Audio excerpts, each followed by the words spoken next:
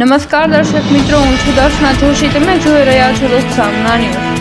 તો જોઈએ આજના સમાચાર કચ્છથી અમારા રિપોર્ટર અંકિત ઉમરાણીયા સાથે. કચ્છ જિલ્લાના માંડવી શહેરના લુહાર ચોક ખાતે પ્રાચીન મર્યાદા પુરુષોત્તમ ભગવાન શ્રી રામના મંદિરે શ્રી રામ જન્મોત્સવની ભાવભેર ઉજવણી કરવામાં આવી હતી. આ પ્રસંગે અખંડ રામધૂન, ભગવાન શ્રી રામનો અભિષેક, મહાઆરતી અને મહાપ્રસાદનું ભવ્ય આયોજન કરવામાં આવ્યું હતું, જેમાં મોટી સંખ્યામાં ભક્તોએ હાજરી આપી અને લાભ લીધો હતો. આ કાર્યક્રમમાં ગુજરાતના પ્રદેશ મહામંત્રી અનિરુદ્ધભાઈ દવે ખાસ ઉપસ્થિત રહ્યા હતા અને તેમણે ભગવાન શ્રી રામના અભિષેકનો લાભ લીધો હતો.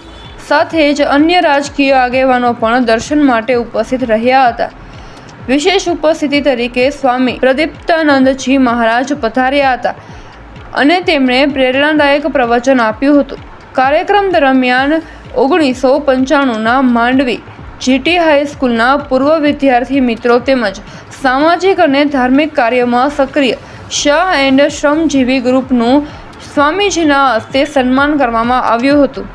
આ સમગ્ર આયોજન શ્રી લુહાર ચોક યુવક મંડળ, વિશ્વ હિન્દુ પરિષદ, કચ્છી ગુર્જર લુહાર સમાજ, વિશ્વકર્મા લુહાર યુવક મંડળ અને ભવાની મહિલા મંડળ દ્વારા સંયુક્ત રીતે સફળ બનાવાયું હતું. કાર્યક્રમનું સંચાલન નિર્મલ કુમાર આસોડિયાએ કર્યું હતું. તો ફરી મળીશું એક નવા સમાચાર સાથે. ત્યાં સુધી જોતા રહો લોક સામના ન્યૂઝ.